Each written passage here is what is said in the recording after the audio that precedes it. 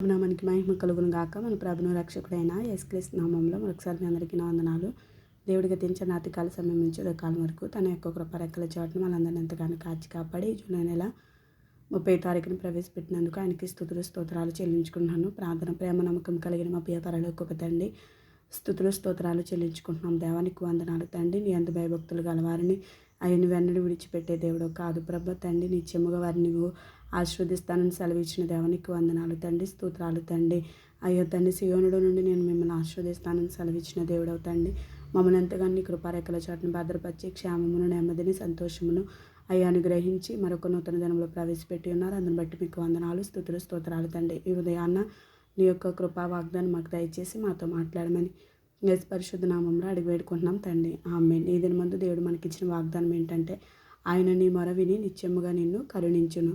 యెషయా గ్రంథము 30వ అధ్యాయము 19వ వచనం. ఇక్కడ దేవుని యొక్క లేఖనం సెలవిస్తున్నారు. ఆయన కరుణించే దేవుడై ఉన్నారని దేవుడు మనతో యెషయా గ్రంథం ద్వారా, యెషయా గారి ద్వారా దేవుడు మనకి మాట్లాడుతున్నారు. ఆయన కరుణించే దేవుడు.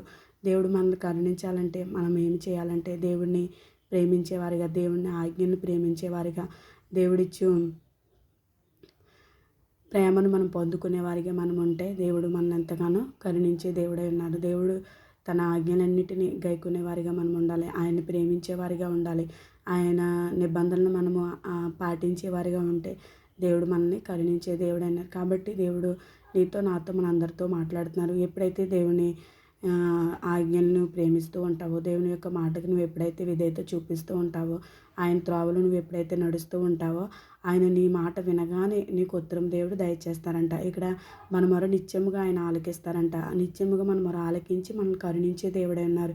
మన దేవుడు కరుణగల దేవుడు, జాలిగల తండ్రి అనేసి మనకి అనేక మార్లు జ్ఞాపకం చేస్తూనే ఉన్నారు.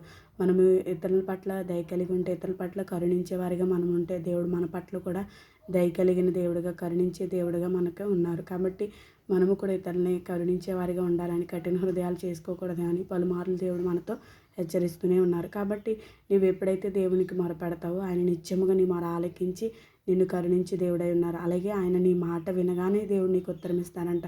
నువ్వు నీ నోట నుండి మాట రాకముందే దేవుడు నీకు సహాయం చేస్తారంట. ఆ విధంగా ఉండాలంటే దేవునికి మనం లోబడేవారిగా, దేవుని యొక్క ఆజ్ఞలను గైకొనేవారిగా, దేవుడిచ్చే మాటను త్రోసివేయకుండా శ్రద్ధగా వినేవారిగా మనం ఉంటే దేవుడు నిత్యంగా నిన్ను కరుణించే దేవుడై ఉన్నారు. కాబట్టి మనము దేవుని యొక్క లేఖను బట్టి మనం చూస్తున్నట్లయితే ఆయన మన మాట వినగానే దేవుడు మనకు ఉత్తరం దయచేస్తారంట. అట్టి స్థితిని, అట్టి అనుభవాలు మనము పొందుకునే వారిగా ఉండాలి. ఇక్కడ ఇశ్రాయేల్ ప్రజలతో యెషయా గారి ద్వారా దేవుడు మాట్లాడుతున్నారు. ఆయన మీ మాట వినగానే మిమ్మల్ని కరుణించాలంటే, ఆయన మీ మాట వినగానే మీకు ఉత్తరం దయచేయాలంటే మనం దేవునికి ముందుగా మొరపెట్టాలి. దేవుణ్ణి ముందుగా ఆశ్రయించేవారిగా మనం ఉండాలి. కాబట్టి వాగ్దానం బట్టి ప్రతి ఒక్క బిడ్డ ప్రార్థన చేయాలని కోరుకుంటే పరిశుద్ధ వాక్యాన్ని దేవుడు దీవించి ఆశీర్వదించి మనందరినీ బలపరచును గాక. ఆమేన్. మహాగండు మహోన్నతుడు మా ప్రియ పరలోకపు తండ్రి, ఘనమైన ఉన్నతమైన నామానికి మరొకసారి స్తుతులు స్తోత్రాలు చెల్లించుకుంటున్నాం ప్రభా. ఉదయకాల సమయంలో మీరు ఇచ్చిన వాగ్దానం బట్టి మీకు వందనాలు. ఆయన నీ మొర విని నిత్యముగా నిన్ను కరుణించును. ఆయన నీ మాట వినగానే నీకు ఉత్తరం ఇచ్చుననేసి సెలవిచ్చిన దేవునికి వందనాలు తండ్రి. మమ్మల్ని కరుణించి దేవుడై ఉన్నారు ప్రభా. మేము ఇతరుల పట్ల కరుణ గల మనసు ఎప్పుడైతే మేము కలిగి ఉంటామో, అట్టి మనసు అయ్యా మాకు ఇచ్చి, అయ్యా మీరు మమ్మల్ని జ్ఞాపకం చేసుకోండి. ఆ విధంగా మేము కరుణిస్తే మీరు మమ్మల్ని కరుణిస్తారు. దయగల తండ్రి మీకు వందనాలు తండ్రి, స్తోత్రాలు తండ్రి. వాగ్దానం ప్రతి ఒక్కటి వినుకుల్లో మీరు దీవించి ఆశీర్వదించమని, సమస్త మహిమ ఘనత ప్రభావాలు మీరు మాత్రం ఆరోపించుకోమని యేసు పరిశుద్ధ నామంలో అడిగి పొందుకునే నామ తండ్రి. ఆమేన్. Praise lord.